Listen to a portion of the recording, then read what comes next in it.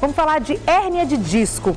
Você com certeza conhece alguém que reclama aí de dores na região da lombar, dores na coluna e que pode ser hérnia de disco. Então, se você tiver dúvidas, vai mandando um e-mail pra gente, vocebonita@tvgazeta.com.br ou ainda pelo Twitter ao vivo, @Carol_Minhoto. Quem volta ao programa é o neurocirurgião, Dr. Paulo Porto de Mello. Olá, como Carol. vai, doutor? Tudo bem? Como vai? Boa tarde. Prazer recebê-lo mais uma vez. Fique à vontade. Doutor, que é uma simpatia, que a última vez que veio no programa a gente se divertiu, ele explicou super bem. Qual foi o assunto que a gente falou da outra vez, doutor? Era dor na coluna. Nós falamos sobre dor na coluna. Dores na coluna. Foi muito legal a pauta e hoje a gente vai falar da hérnia de disco. Para a gente começar do início, doutor, vamos mostrar o que é essa hérnia de disco para o pessoal de casa já começar visualizando, então, o que é a famosa hérnia de disco. Então, Carol, acho que o mais importante aqui é a gente ter um modelinho, certo, né, do que é a coluna na realidade. Então, a coluna ela se constitui por uma série de vértebras e aqui temos uma vértebra, aqui temos outra. Entre as duas tem o tal do disco.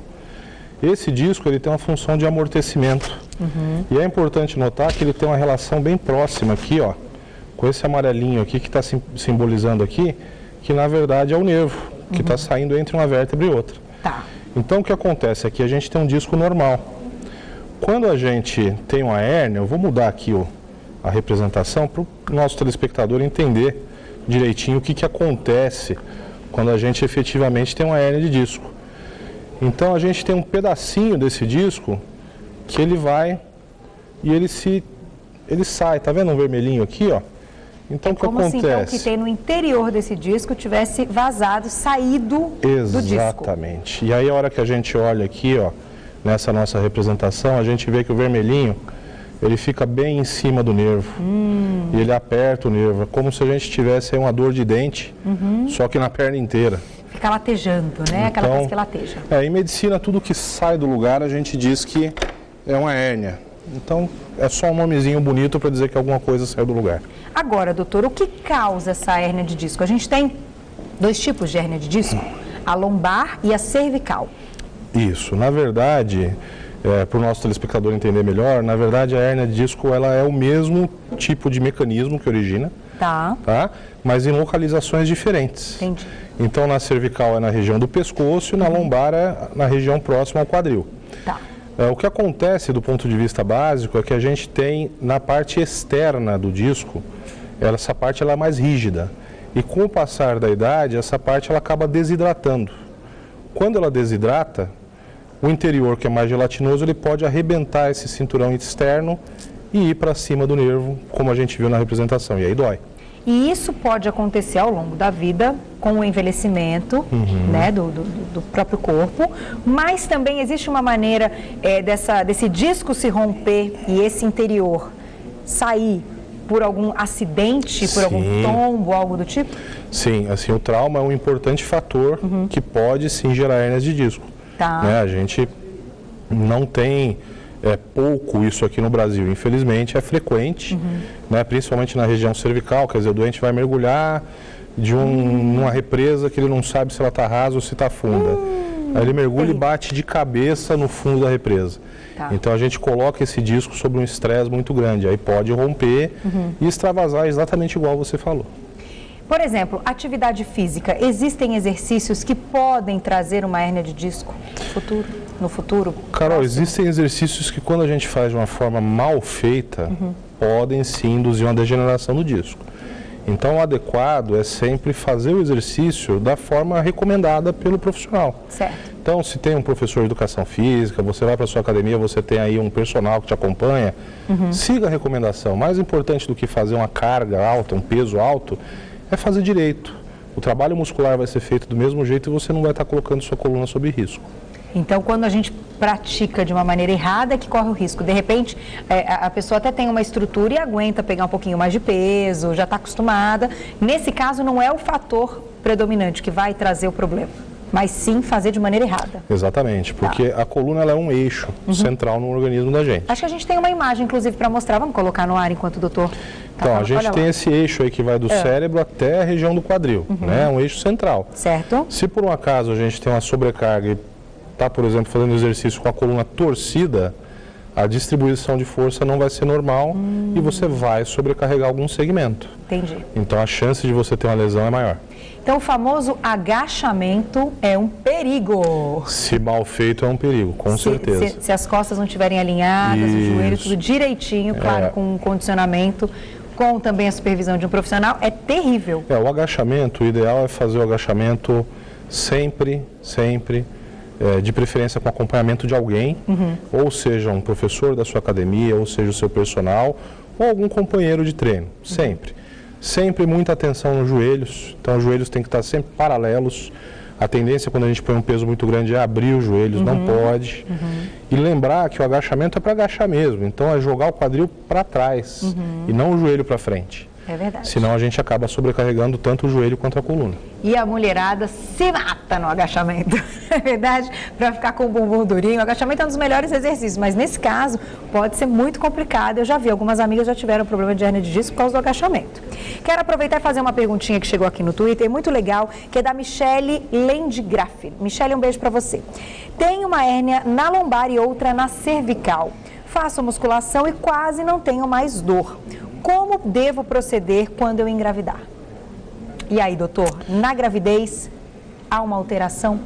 Então, Michele, para você que acabou de engravidar, né, assim, a gravidez ela altera algumas coisas na mecânica da coluna, principalmente o centro de gravidade do corpo.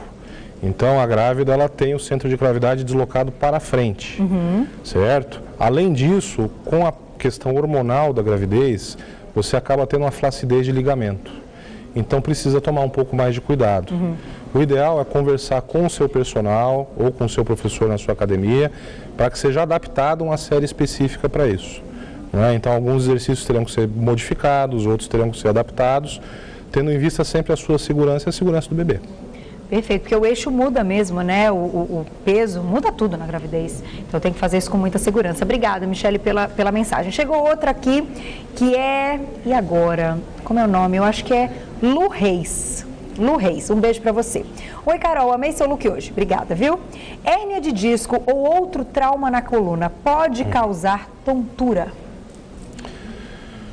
Olha, Carol, de uma forma geral, algumas hérnias de disco cervicais, ou seja, localizadas na região do pescoço, podem causar uma alteração como se fosse uma tontura. Por quê? Porque modifica o equilíbrio muscular, às vezes tem a compressão de algum vasinho, e aí a gente, para tentar compensar aquela dor, a gente adota uma postura que não é muito legal, isso acaba mudando um pouquinho o balanço do labirinto. Então pode ser um sintoma? Pode, é como a gente está falando. Para ser feito essa conclusão, se chegar a essa conclusão, a gente precisa fazer um diagnóstico adequado. Perfeito. Precisa excluir causas primárias de tontura, uma labirintite, às vezes alimentação que não está legal. Então é todo um trabalho, precisa procurar um profissional para saber o que está acontecendo. Perfeito. Vou fazer o seguinte, vou dar um recadinho, já volto. E na volta a gente vai continuar falando de hérnia de disco e também de outros problemas na coluna. É só você mandar o seu e-mail, vocebonita@tvgazeta.com.br, ou pode mandar para o Twitter, @carol_minhoto. Quais são os principais sintomas, então, da hérnia de disco? O que acontece que a pessoa fala, acho que é hérnia de disco? De uma forma geral, o que a gente pode colocar é uma dor persistente na região da coluna lombar, né, Carol? Uma dor que não passa com analgésicos convencionais. E essa dor, geralmente, ela tem uma irradiação. Então, ela não fica localizada apenas na região lombar. Ela, geralmente, ela corre para a região do glúteo e, geralmente, para a região da perna. Então, pode acontecer dessa dor chegar até mesmo na parte de baixo do pé. A parte que fica em contato com o solo. Às vezes essa dor vai para o peito do pé, às vezes vai para a batata da perna, para a parte lateral da perna. Então a sintomatologia ela é variável porque ela depende de qual é o disco que está herniado. Mas de forma geral, uma dor de forte intensidade, que se inicia na região lombar, irradia para o glúteo e desce para alguma parte da perna. É uma dor contínua, todos os dias a dor está lá? Quando começa uma crise de hérnia de disco, ela fica contínua. Então a história natural da hérnia de disco, ela diz que o indivíduo ele vai ter dor aí se não tiver atenção médica, por um período de 3 a 6 semanas. Olha, bastante. E é uma dor muito intensa. Depois, o indivíduo melhora e ele pode ficar um tempo longo assintomático, até meses, anos, sem ter um sintoma desse de novo. Mas se aparecer a crise... vai incomodar por um período longo. Entendi. Vamos aproveitar então, a gente tem umas dúvidas que chegaram no nosso e-mail, vamos ver de quem que é a primeira. Olha lá. É da Tati de São Paulo. Tati, um beijo para você. Sinto dores nas costas que se estendem para as pernas. Pode ser hérnia de disco? Então, Tati, é o que a gente acabou de falar. Parece que a gente estava adivinhando a sua pergunta, não é? Então, sim, podem ser, sim, secundárias a uma hérnia de disco. A gente tem que avaliar as características dessa sua dor, mas, a princípio, eu acho que você deveria procurar um profissional para um correto diagnóstico. Perfeito. A Leonilda mandou várias mensagenzinhas. Peraí, Lê, deixa eu achar a sua mensagem, que ela perguntou, você não responde a minha pergunta. Não, eu respondo, é que chegam muitas ao mesmo tempo, viu? Desculpa, às vezes chegam juntas e quando eu vou abrir, não consigo pegar, de repente, a sua imediatamente, tá? Um beijo pra você. Ela tá dizendo que o marido dela tem muita dor na coluna e pergunta se pode ser hérnia de disco. Normalmente, quando a pessoa se queixa de dor na coluna, a maioria se resume em hérnia de disco ou existem outros problemas que são mais comuns? Não, Carol, existem outros problemas que são mais comuns, né?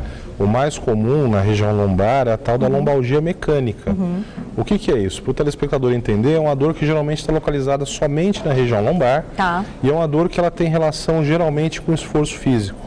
Então, são pessoas que têm um trabalho um pouco mais pesado, ou que às vezes trabalham numa postura inadequada, expostos a condições que não são as ideais por um longo período e que isso acaba produzindo uma fadiga na musculatura e nos ligamentos da coluna. Ah, perfeito. Então tem que procurar um profissional que de repente não é hérnia de disco, existem outros problemas aí ligados à região. Vamos ver mais um e-mail que chegou uma perguntinha aí no nosso e-mail, na tela então pra gente ver de quem que é. Rodou? Deu um probleminha, tem problema. Vamos para a perguntinha do Twitter, então. A Glaucia é muito engraçada, o programa ao vivo é assim, né, doutora? Ela, Carol, probleminha. Vamos para a pergunta da Kátia, então. Kátia, um beijo para você. Carol, existe alguma atividade física específica que alguém que tem dor na coluna não pode fazer? Excelente pergunta, Kátia. E aí? Então, Carol, na verdade, a gente deve evitar atividades de impacto. Certo. Não é? Então, para você, Kátia, a gente evita geralmente corrida intensa, atividades de luta marcial, atividades como basquete, vôlei. Isso não vai ser proibido para você para sempre, mas principalmente na fase aguda onde você está com dor. Depois que você se recuperar, fizer uma reabilitação adequada, vida normal novamente. Perfeito. É legal a gente saber tudo isso, porque às vezes a pessoa tem tanta vontade de praticar uma atividade física e ao invés de sair dessa atividade física satisfeito, feliz, se sentindo bem, sai com mais dor. Então, é importante mesmo ter essa orientação. Obrigada pela pergunta, Kátia. Vamos para uma perguntinha, então, agora do nosso e-mail, que agora está tudo certo. Olha lá, vamos ver de quem que é. É da Aline de São Paulo, um beijo para você. Como é feita a cirurgia de hérnia de disco? Excelente pergunta, era o que eu ia te perguntar, doutor. Tratamento, só com cirurgia? De forma alguma, Carol. Assim, a cirurgia ela é reservada para os casos que não respondem ao tratamento conservador. Então, o tratamento conservador é com medicação, com fisioterapia, com acupuntura. Então, uma série de medidas que a gente tenta para que o paciente consiga se recuperar sem necessidade de um tipo de agressão. Certo. Bom, falhou esse tratamento, o paciente vai acabar indo para a cirurgia. O que a gente faz? Hoje, a gente tem um arsenal muito grande. São várias opções de tratamento cirúrgico. Desde tratamentos extremamente agressivos, onde é feita uma cirurgia convencional, com aqueles cortes grandes nas costas, etc., até cirurgias microscópicas, onde a gente pode, em alguns casos muito específicos, até tirar o disco com a punção pela pele, percutânea. Então, alguns tipos de hérnia de disco a gente trata com uma punçãozinha pela pele, injeta um jatinho de água ali sob pressão, retira o conteúdo herniado por um furinho na pele. O doente tem alta no mesmo dia. Olha, que bacana, não sabia. Às vezes a gente consegue, dependendo do caso, fazer até com anestesia local. Bacana. Não é? Ah, não, doutor, é um caso mais grave, vai precisar de uma abordagem mais ampla na coluna. Não há problema. Hoje existem várias opções de cirurgia minimamente invasiva. Cirurgias onde o doente é operado pela manhã, a hora do almoço ele está comendo no seu quarto, à tarde ele está fazendo fisioterapia, no dia seguinte ele está em casa. Olha, incrível. Então, o que eu acho que é mais importante aí para o nosso telespectador é ficar a mensagem que Informação é poder. Então, você sabendo o que está acontecendo com o seu corpo, você pode se prevenir ou fazer um tratamento mais precoce, que vai ser um tratamento muito menos agressivo e vai evitar problemas futuros. Agora, chegou uma pergunta aqui, doutoros, que a Glaucia acabou de me falar, que é o seguinte: pessoas acima de 60 anos, se for diagnosticado que tem a hérnia de disco e que a única maneira de controle, de tratamento é a cirurgia, como é a recuperação dessa paciente? Uma pessoa de mais de 60 anos pode fazer a cirurgia na coluna ou a cirurgia de hérnia de disco? Carol, assim, a idade hoje em dia ela não é um fator proibitivo. Lógico que pacientes que têm mais idade, às vezes têm problemas associados, problema de coração, problema renal, problema de pressão alta, às vezes diabetes, mas isso não impede. Nós já operamos doentes com doenças do pescoço, hérnias cervicais, com mais de 80 anos de idade. Olha. E a paciente, graças a Deus, está muito bem. Isso não foi uma nem duas vezes. Por quê? Porque a doença da coluna, ela geralmente acomete indivíduos que estão numa faixa etária um pouco mais avançada. Então, a gente teve que se adaptar a esse tipo de coisa. Então, de novo, com um bom pré-operatório, uma boa informação sobre a sua condição de saúde, um bom anestesista em que o seu cirurgião confie e um cirurgião capacitado, a cirurgia é segura. E a recuperação é demorada? Depende do tipo de tratamento que a paciente vai ser submetida. Tá. Se for uma cirurgia muito agressiva, a gente pode demorar aí 3 meses para uma liberação completa. Perfeito. O que eu digo completa? Porque hoje não existe mais aquela situação que existia no passado. Operou a coluna, vai ficar de cama 1 mês. Não. Operou a coluna, mesmo que seja uma cirurgia extremamente agressiva, no dia seguinte o paciente está em pé caminhando. Tá. Lógico, com apoio da fisioterapeuta, com apoio da enfermagem, mas está em pé caminhando. Então não há razão mais para o paciente ficar acamado. Operou, uma cirurgia agressiva, não tem problema. Vai ao banheiro com auxílio, vai tomar seu banho no chuveiro, não há necessidade de ficar acamado.